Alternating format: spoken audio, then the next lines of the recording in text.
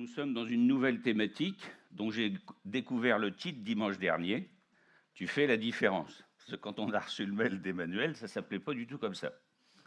Ça s'appelait le service. Servir Dieu. Et quand je suis arrivé dimanche dernier, il nous a dit quand même dans le mail, je vais trouver un nom, parce que ça ne me plaît pas comme ça, je vais le reformuler. Puis je vois, tu fais la différence. Je me suis dit, bon, je vous le dis, moi je vais parler du service. Alors on peut faire la différence, nous en tant que chrétiens, par les différents services que nous faisons. Ça, par contre, c'est la vérité. Servir, on s'est tous posé la question, on est tous appelés à servir, comme le dit la Bible, chacun selon les dons et les talents que Dieu nous a donnés. Eh bien pourtant, des fois on hésite un peu à s'engager, à nous investir dans tel ou tel service. Alors certaines excuses sont entre guillemets recevables, comme par exemple le fait de douter de nos compétences. Cette humilité, on ne peut que la saluer, et on va reporter alors notre engagement. Alors dans le même esprit, on peut croire parfois que nous manquons de ressources pour servir Dieu dans tel ou tel domaine parce qu'on se sent appelé. Et puis on se dit, non, je ne suis pas la bonne personne, mais on oublie qui on sert et on oublie surtout celui qui nous envoie. En fait, je vais vous partager un témoignage personnel. Je ne l'ai jamais fait parce que j'ai jamais aimé, je ne voulais pas le partager en fait. Puis des fois quand vous rédigez un message, le Seigneur vous pousse à dire, sers-toi de ton exemple. Alors je vais me servir de mon exemple. Donc il y a de ça, alors je ne sais pas, parce que moi je ne suis pas habillé des dates, mais il y a au moins 15 ans, la Fège ne s'appelait pas la Fège, elle s'appelait la Colombe, et c'était mon frère Franck qui en avait la charge. Et puis il avait entrepris les différentes démarches pour qu'on rejoigne le mouvement des AFP, vous savez, les associations familiales protestantes. Et donc, il vient me voir, il me dit, j'ai pensé à toi pour reprendre la Fège parce que j'ai beaucoup de trucs, etc. Alors moi, j'ai dit, écoute, il me dit, tu pries, je peux t'accompagner un an, et puis après, tu reprends les rênes. Donc je prie, et je suis pile poil dans l'exemple que je vous ai donné, je ne suis absolument pas la bonne personne. Alors, c'est pas que je peux pas gérer une association, ça va. Voilà, donc les capacités de gérer une association, je les ai. Mais j'avais pas, je vais le dire un peu brutalement, j'avais pas l'amour du prochain. C'est-à-dire que moi, dans ma vie à cette époque-là, j'étais plutôt dans une mentalité « aide-toi et le ciel t'aidera ». Tu as un problème, tu pleurniches, tu retrousses les manches, tu vas gratter, puis après on en reparle. Quand vous faites de l'aide, c'est pas spécialement la bonne mentalité. Ça peut servir, parce que des fois, il faut aussi rappeler les bases. Mais alors je me mets au pied du Seigneur, et puis je lui dis, écoute, moi, je n'ai pas senti d'appel précis, puis je ne suis pas du tout qualifié pour ça. Tu me connais, je vais être un peu dur, donc voilà. Et le Seigneur... non seulement il m'a bien appelé, mais il m'a équipé. Et sans m'en rendre compte, je suis devenu de plus en plus, en ayant une meilleure qualité d'écoute, j'ai une meilleure compassion. Je me suis surpris à pleurer avec ceux qui pleuraient. Je me suis surpris, évidemment, à me réjouir avec ceux qui se réjouissent quand comment dirais-je, une situation se dénoue. Mais si je vous donne cet exemple, parce que c'est vrai que j'en ai jamais eu... je n'avais pas envie de le partager parce que un président d'association d'entraide qui n'a pas l'amour du prochain, pas vendeur là, hein. Donc, mais je vous le prends comme exemple parce que souvent des chrétiens me disent, je me sens pas prêt, je me sens pas équipé pour. Moi, je l'étais pas du tout. Et Dieu a pourvu, Dieu m'a changé. Aujourd'hui, ça se passe très bien. Je sais aider les gens, je sais les écouter, sans pour autant être dur. J'en ai gagné, j'ai progressé beaucoup. Mais voilà, merci Seigneur. Voilà l'exemple que je voulais vous donner parce que c'est très important quand on parle de service. Parce qu'en effet, il y a des excuses qui sont nettement moins recevables, comme le fait de ne pas vouloir, tout simplement.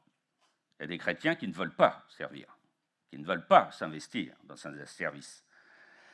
Alors, parce que souvent, trop de temps à donner, trop d'investissement personnel, etc.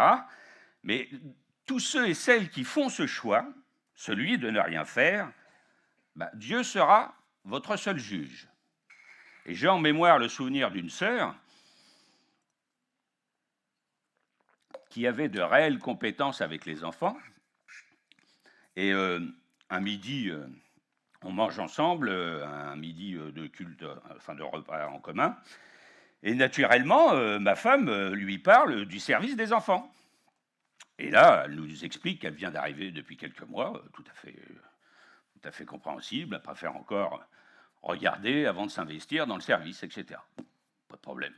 Elle est restée, je ne sais pas l'habit des dates, ouais, au moins 8 ans. Elle n'a jamais servi. Jamais. Donc voyez-vous, sa réponse était oui en tout point compréhensible, mais au bout du bout, elle ne s'est jamais engagée. Je vais prendre le temps de clarifier tout ce que je viens de dire parce que je veux que ça soit bien compris. Premièrement, il existe une multitude de manières de servir Dieu. Et il y a des services qui ne se voient pas. J'insiste sur ce point parce qu'on a des fois tendance un petit peu à ragoter puis à dire t'as vu, un tel, il fait rien. T'as vu, il fait rien du tout. Il y a des services qui ne se voient pas. Quand vous êtes arrivé ce matin, vous avez tous vu la personne du service d'accueil. Ça se voit. Quand on a chanté tout à l'heure, vous avez tous vu ceux qui servent à la louange. Maintenant, vous voyez tous celui qui sert à la prédication. Un homme formidable. Enfin, moi, je l'aime beaucoup. Plaisanterie mise à part, oui, il y a des services qui se voient. Mais il y en a d'autres qui ne se voient pas.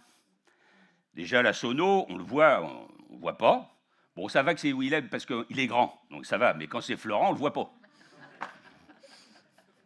Je t'aime, Florent. Le ménage. Tous les dimanches, on arrive, l'église, elle est rangée, elle est propre. Ça ne se voit pas. C'est des services pour Dieu. Pour la fête, il y a des préparations de colis alimentaires qui se font la semaine. Personne ne voit les personnes. Personne. Il y a des services qui ne se voient pas. Alors attention à ce que nous pouvons des fois penser et à ce que nous pouvons des fois dire bah oui, mais moi, mon service, c'est pas grand-chose. Si. Il n'y a pas de petits services. Il y a juste des services pour Dieu. Et voilà. Deuxièmement, votre service peut très bien ne pas être nécessairement pour cette église ou dans cette église. Vous pouvez servir Dieu à l'extérieur de cette église. Votre appel, il peut être ailleurs, dans un service qui se passe ailleurs. Et l'exemple que je vais prendre, c'est l'exemple de Martine, Isabelle et Aline, je crois, qui servent toutes les trois dans l'aumônerie de l'hôpital. Et si vous vous souvenez, le culte où ils nous ont présenté leur service, il faut vraiment être appelé pour accompagner des malades. C'est un service qui ne dépend absolument pas de cette église. Et pourtant, Dieu les a bien appelés dans ce service. La troisième chose que je voudrais préciser, lorsque je dis que Dieu sera votre seul juge, ce n'est pas une menace dite sous forme de reproche, absolument pas. En fait, c'est que vous n'avez besoin de personne pour savoir ce que vous avez à faire. Vous avez simplement besoin de prier et demander à Dieu, Dieu, Seigneur, montre-moi le service dans lequel tu veux que je serve. C'est tout. Par contre, je vous préviens, cette prière-là, elle a toujours une réponse. Toujours. Je le dis, il y a beaucoup de chrétiens qui ne la font pas. Parce qu'ils savent très bien qu'ils vont avoir une réponse. Et si, comme moi, on vous appelle à un service où, au départ, vous dites « Ouais, mais moi, je n'ai pas les compétences requises, là », pas d'inquiétude. Si c'est la volonté de Dieu, Dieu va vous équiper. On le dit toujours, ça, mais c'est vrai. Dieu nous équipe, Dieu nous accompagne dans tout ce que nous faisons pour lui. Alors, pour le message de ce matin, je souhaite m'appuyer sur des paroles prononcées par Jésus dans les derniers moments qu'il partage avec les disciples. Parce qu'en fait, j'ai relu, à l'occasion de la période de Pâques, et bien évidemment, toute la période qui précède l'arrestation, la crucifixion de Jésus. Et dans l'évangile de Jean, ça occupe plusieurs chapitres, les derniers entretiens qu'il a avec ses disciples, la journée de l'arrestation quasiment. Et en fait, il leur donne des clés je trouve que j'ai retrouvé, sans savoir que ce serait la thématique du service, et ça m'a fait beaucoup de bien de les relire, et je vais vous les partager ce matin. Et une fois encore, le Seigneur m'a interpellé sur la pertinence de ces échanges, justement. Et justement,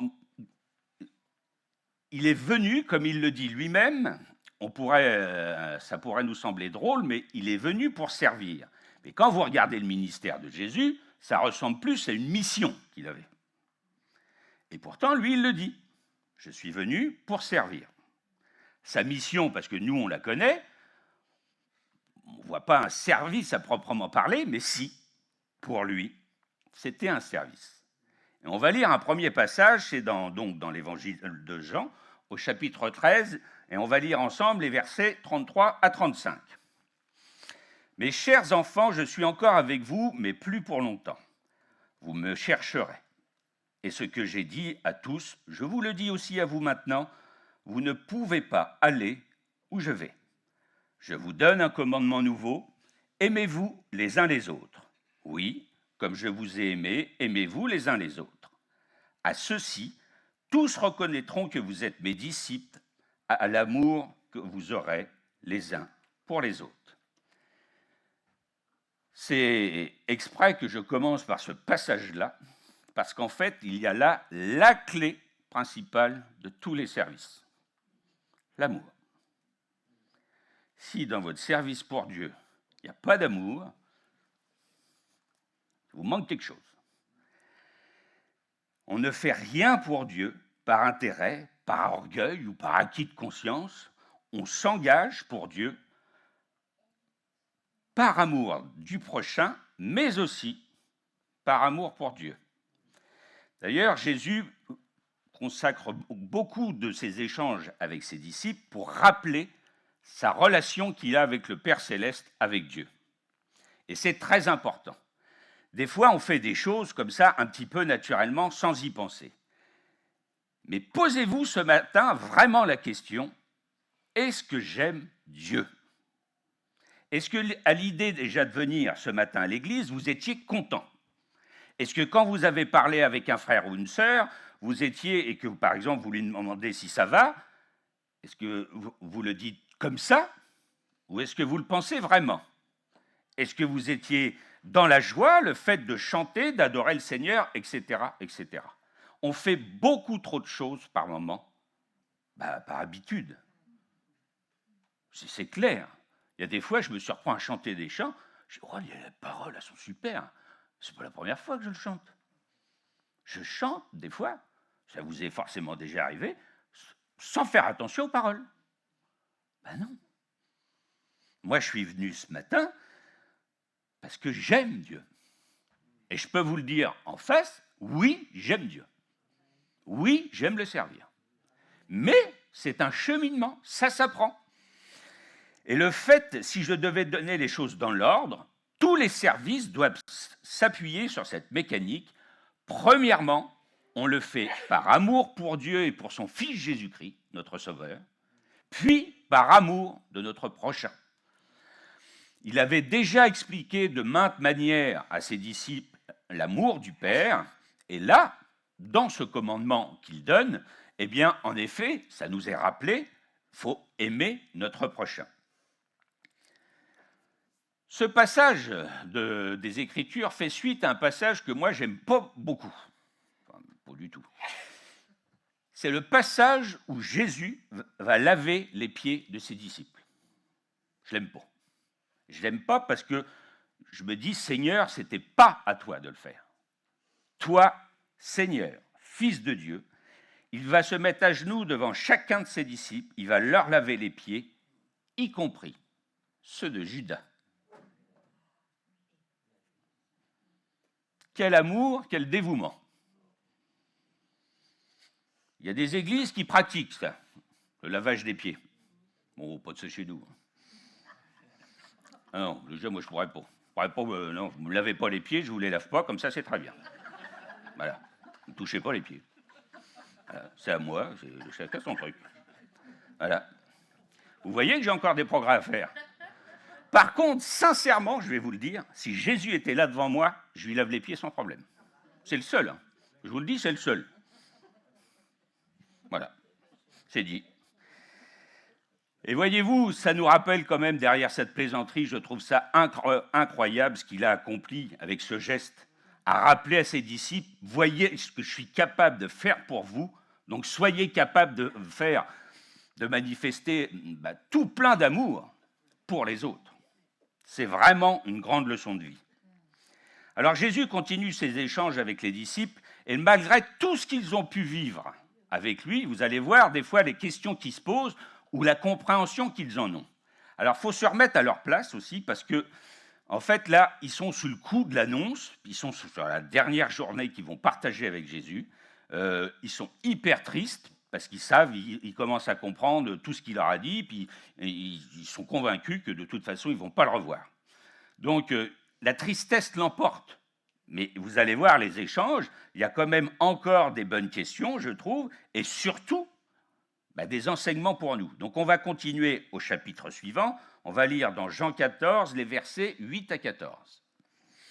Philippe intervint, « Seigneur, montre-nous le Père et cela nous suffira. » « Et quoi ?» lui répondit Jésus. « Après tout le temps que j'ai passé avec vous, tu ne me connais pas encore, Philippe. Celui qui m'a vu a vu le Père. Comment peux-tu dire, montre-nous le Père? Ne crois-tu pas que je suis dans le Père et que le Père est en moi? Ce que je vous dis, je ne le dis pas de moi-même. Le Père demeure en moi, et c'est lui qui accomplit ainsi ses propres œuvres. Croyez-moi, je suis dans le Père et le Père est en moi, sinon croyez au moins à cause des œuvres que vous m'avez vu accomplir. Vraiment, je vous l'assure, celui qui croit en moi accomplira lui-même les œuvres que je fais. Il en fera même de plus grandes, parce que je vais auprès du Père. Et quoi que ce soit que vous demandiez en mon nom, je le réaliserai pour que la gloire du Père soit manifestée par le Fils. Je le répète, si vous demandez quelque chose en mon nom, je le ferai. Alors la première partie de ce passage, en fait, nous donne une autre clé concernant le véritable service pour Dieu.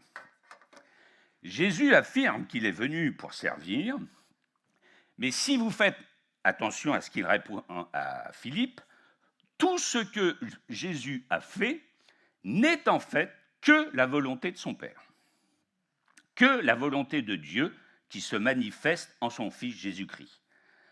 Eh bien ça, c'est le vrai service pour Dieu.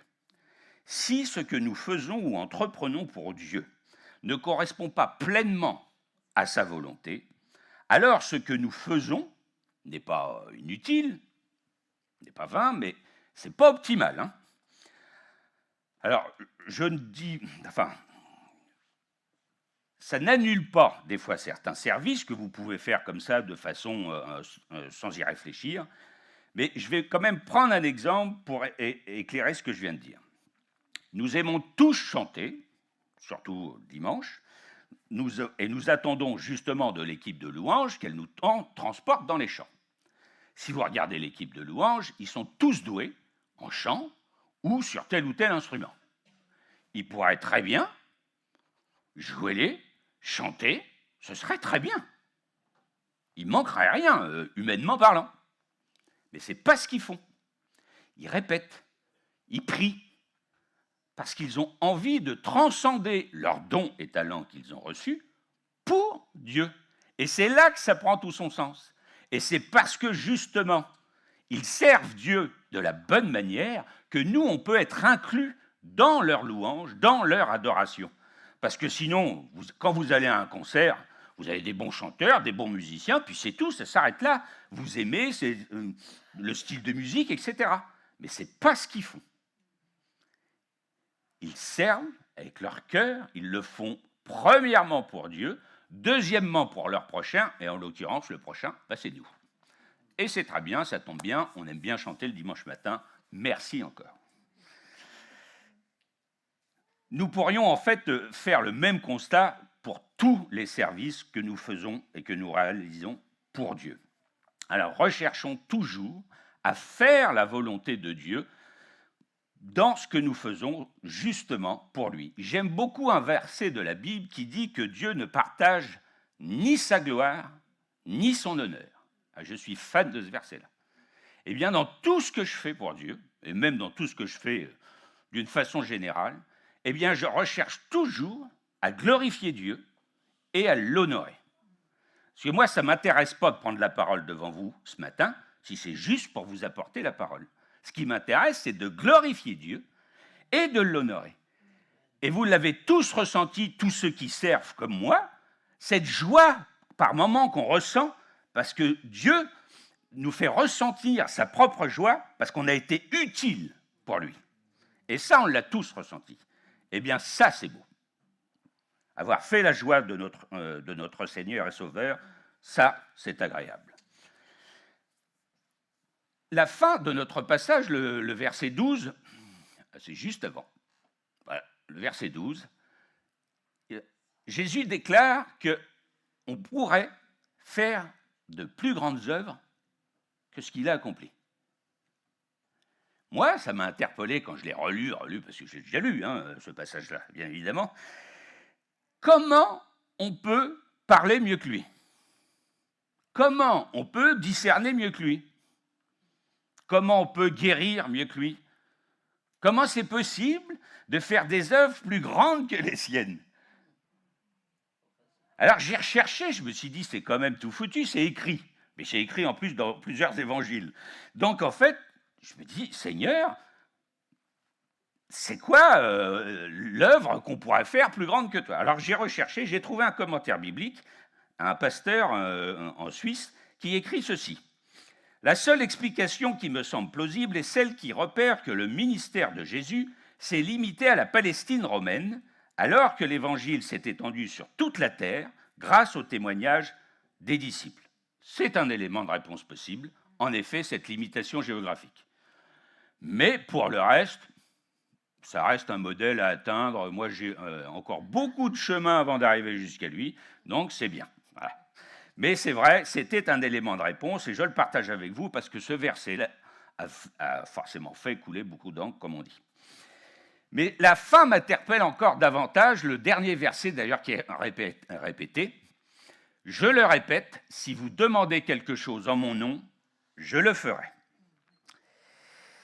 Alors, ça me bouscule toujours un peu, ce décalage qui peut exister entre ce que dit Jésus et ce que nous vivons trop souvent dans nos vies, et plus encore dans nos vies de service. Je m'explique. Nous intercédons tous pour des sujets précis. Nous le faisons avec foi, avec sincérité de cœur, et pourtant, beaucoup trop de situations ne se débloquent pas. Pourquoi? Alors je sais que je ne suis pas le seul à me poser cette question. Qu'est-ce qui nous manque? Qu'est-ce qui me manque, Seigneur, pour vivre pleinement ce verset? Parce que prier en son nom, c'est ce que nous faisons précisément. Alors c'est toujours pour nous difficile d'accepter ou de comprendre certaines situations de vie, que ce soit pour nous-mêmes ou pour ceux que nous pouvons accompagner. Mais en fait, ce serait mal connaître toutes les paroles de Jésus. Et je vais vous... Voici ce que dit Jésus juste après. C'est au chapitre suivant, c'est Jean 15, 20. Souvenez-vous de ce que je vous ai déjà dit. Le serviteur n'est jamais supérieur à son maître. S'ils m'ont persécuté, ils vous persécuteront aussi. Bon. Moi, je préférais le verset 14. Parce que ce verset-là, moi, je ne dis rien. Attendez, on reprend un petit chapitre. Jean 16, verset 33. Il fallait que je vous dise aussi cela pour que vous trouviez la paix en moi. Dans le monde, vous aurez à souffrir bien des afflictions. Mais courage, moi, j'ai vaincu le monde. Alors, on a d'un côté la promesse de l'exaucement, et de l'autre, l'affliction, les afflictions, qui peuvent aller jusqu'à la persécution. Elle est où, la vérité? En fait, tout est vrai. Ça fait partie d'un package, pour parler moderne. Vous n'avez pas que les exaucements. Vous allez aussi avoir les afflictions. Tout est vrai dans ce que dit Jésus. Il a dit à personne qu'il vous donnerait toujours que des exaucements. Il ne l'a jamais dit, ça. Par contre, il a dit qu'il allait nous exaucer. Il a dit aussi que nous aurions des afflictions, qui peuvent aller jusqu'à la persécution. Et si vous regardez d'ailleurs pour la persécution, d'année en année, le nombre de chrétiens persécutés ne cesse d'augmenter. Et ça augmente fortement. Chaque fois, on attribue un culte à la persécution, et on fait bien pour nous rappeler justement l'horreur de notre monde concernant cela. Et si vous vous mettez à la place d'une personne qui vit dans un pays où elle est persécutée, donc elle va naître, elle va vivre toute sa vie dans la peur, dans l'angoisse, etc. Et si un jour elle se fait arrêter, elle va subir toutes les atrocités possibles, parce qu'il faut voir le carnage, elle va peut-être mourir sans jamais avoir vu de la part de Dieu l'exaucement de la sauver.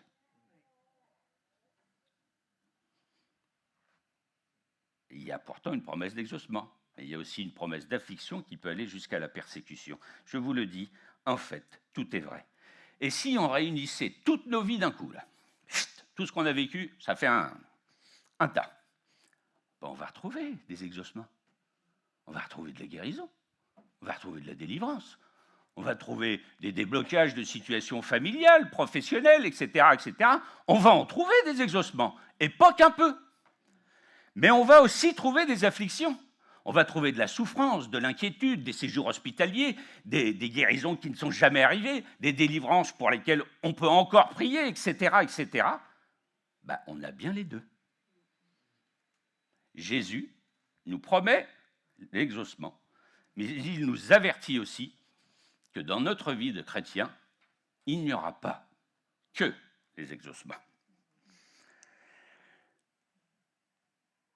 Alors oui, on peut quand même l'affirmer, Dieu est un Dieu d'amour et un Dieu bienveillant à l'égard de ses enfants, même au cœur de l'affliction. Et pour ceux et celles qui, comme moi, des fois, accompagnons quelqu'un ou prions pour quelqu'un, on ne le sait que trop bien que des fois, malheureusement, en effet, cette attente d'exaucement peut éroder un peu notre foi et notre persévérance, parce que ça fait trop longtemps que ça dure, parce que ça fait trop longtemps qu'on prie pour, etc., etc. Mais ne lâchons rien. C'est ça le truc, c'est ne jamais rien lâcher. Moi, des fois, quand j'en pouvais plus de prier pour quelque chose, je le disais à Dieu, et c'est comme si Dieu me répondait, de toute façon, jamais j'ai sombré. Il m'a toujours retenu, toujours relevé quand il fallait, etc. Je n'ai jamais rien lâché. Mais pour vous, c'est pareil.